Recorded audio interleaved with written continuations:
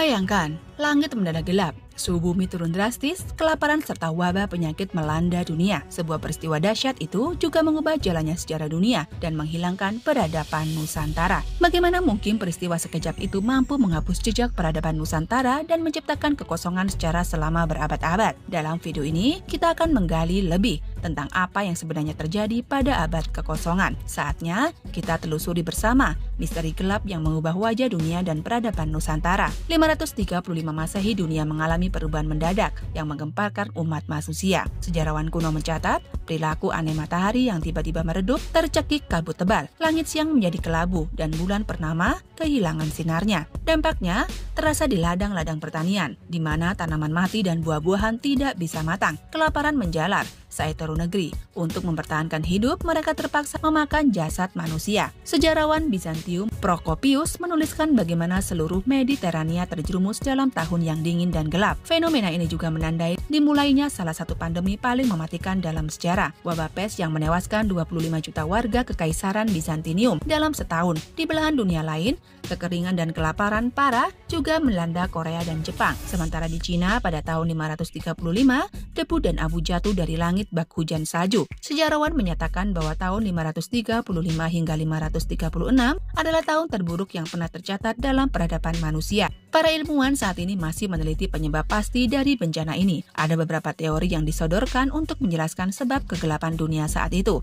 Namun banyak bukti menunjukkan bahwa letusan Krakatau purba sangat mungkin menjadi penyebab utama. Penelitian menunjukkan bahwa bukti aerosol dari letusan ini ditemukan di kedua kutub, menunjukkan bahwa sumber letusannya berada di daerah Khatulistiwa. Petunjuk datang dari kitab Pustaka Raja Purwa yang menggambarkan peristiwa mencekam di masa silam, ketika bumi Jawa dikejutkan oleh ditemuan keras melebihi halilintar yang datang dari arah Gunung Krakatau purba. Tanah pun bergetar keras yang segera diikuti amukan petir dan halilintar. Suasana menjadi gulita, bahkan meski di siang hari. Hujan mengguyur sangat deras dan beberapa saat kemudian air yang tak biasa pun mengamuk hebat. Saking hebatnya ledakan Krakatau purba, Pulau Jawa dan Sumatera yang awalnya bersatu menjadi terpisah. Kaki dan tubuh Krakatau purba tenggelam dan menjadi Selat Sunda. Ken Wallet, peneliti dari Amerika Serikat, dalam tulisannya menyatakan letusan Krakatau purba mendorong batu apung, abu dan gas naik sekitar 50 km ke stratosfer. Akibatnya, langit gelap terus-menerus tertutup material abu. Suhu bumi turun drastis berkisar 5-10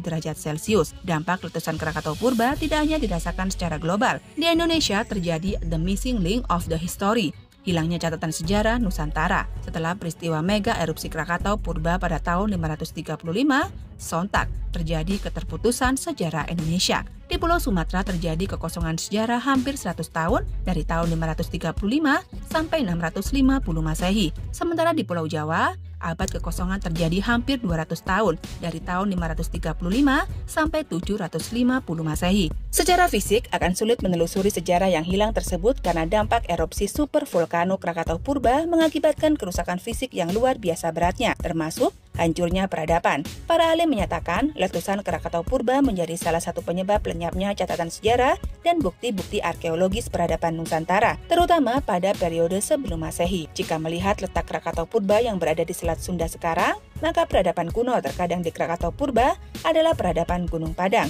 Pada awal abad ke-6 Masehi, situs Gunung Padang dipercaya masih berfungsi sebagai pusat spiritual dan pendidikan. Wilayah Gunung Padang dan sekitarnya dikelola oleh Kerajaan Tarumanegara, kerajaan di barat Pulau Jawa yang terkenal dengan sistem irigasi pengendali banjir. Meskipun sering dilanda bencana alam, situs Gunung Padang masih kokoh berdiri. Kerusakan konstruksi Gunung Padang biasanya berasal dari guncangan gempa. Hal ini terjadi karena Gunung Padang berdiri di atas Sesar Cimandiri, suatu patahan geser aktif yang terletak di tanah Pasundan. Sesar Cimandiri adalah salah satu sesar tua, terbentuk pada beberapa ribu tahun yang lalu. Gempa berkali-kali ternyata tidak meruntuhkan keperkasaan konstruksi Gunung Padang. Para arsitek kuno Gunung Padang ternyata sudah mempersiapkan teknik bangunan yang tahan gempa. Semen purba yang ditemukan di situs Gunung Padang ternyata mampu mengikat batu-batu andesit agar tetap kokoh jika terjadi guncangan hebat. Namun, jika Pulau Sumatera dan Jawa saja terpisah oleh ledakan Krakatau dan abu vulkaniknya, maka bagaimana nasib Gunung Padang yang jaraknya tidak terlalu jauh dari pusat letusan? Bisa dipastikan sebagian besar bangunan Gunung Padang mengalami kehancuran hebat. Masyarakat di sekitarnya lenyap. Mereka yang selamat bermigrasi ke timur meninggalkan kawasan Gunung Padang di tanah Pasundan.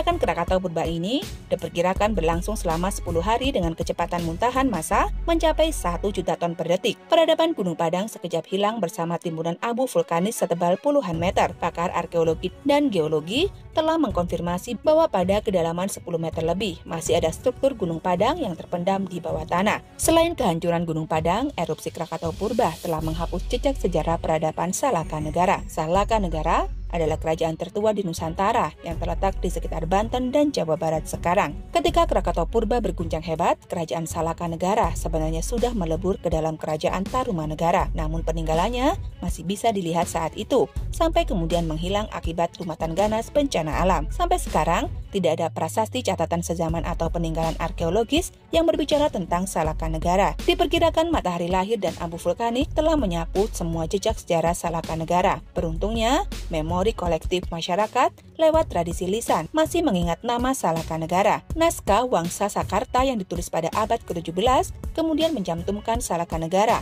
sebagai cikal bakal peradaban di tanah Pasundan. Kemegahan peradaban Salaka Negara juga disebut-sebut dalam berita asing. Orang Yunani dan Tiongkok menyebut Salaka Negara sebagai kerajaan berkilau perak dan kaya akan sumber daya mineral. Kerajaan Salaka Negara inilah yang diduga kuat merawat dan memelihara monumen besar Gunung Padang. Seperti yang diberitakan melalui prasasti Pasir Muara, prasasti tersebut menceritakan peristiwa pengembalian pemerintahan daerah kepada raja-raja lokal di Tatar Sunda yang dimulai pada tahun 536 Masehi. Kemungkinan besar letusan besar Krakatau Purba telah meluluhlantakkan sebagian besar wilayah kerajaan Tarumanegara, terutama yang berada di wilayah Banten, sehingga raja-raja Tarumanegara pun terus disibukkan dengan bencana dari letusan Krakatau Purba. Peristiwa tersebut menyebabkan Tarumanegara kehilangan wibawa dan tidak lagi memiliki pamor. Akhirnya, pada masa Raja Linggawarman, kerajaan Tarumanegara benar-benar berakhir dan yang ada hanya kerajaan-kerajaan kecil di sekitar Jawa bagian barat. Setelah prasasti Pasir Muara, tidak ada lagi catatan sejarah yang berbincang tentang Tatar Sunda. Sejarah seolah gelap dan peradaban melambat. Hampir 200 tahun setelahnya,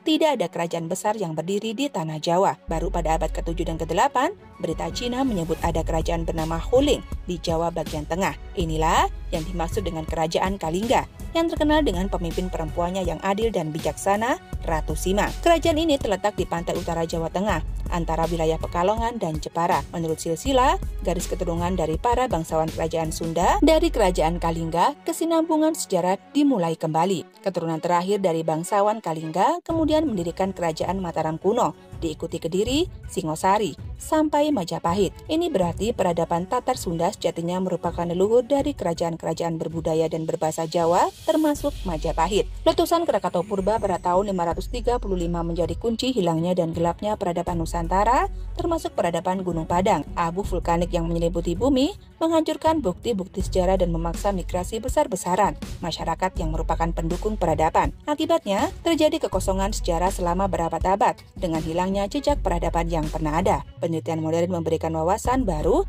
tentang bencana ini, termasuk kemungkinan besarnya sejarah peradaban Nusantara dibandingkan dengan yang tercatat di buku sekolah. Yang sayangnya, semua kemajuan peradaban itu terhapus oleh alam. Meskipun menghadapi bencana yang menghancurkan, nenek moyang menunjukkan kemampuan untuk bertahan dan beradaptasi dengan kemunculan peradaban baru, seperti kerajaan Kalingga sampai Majapahit.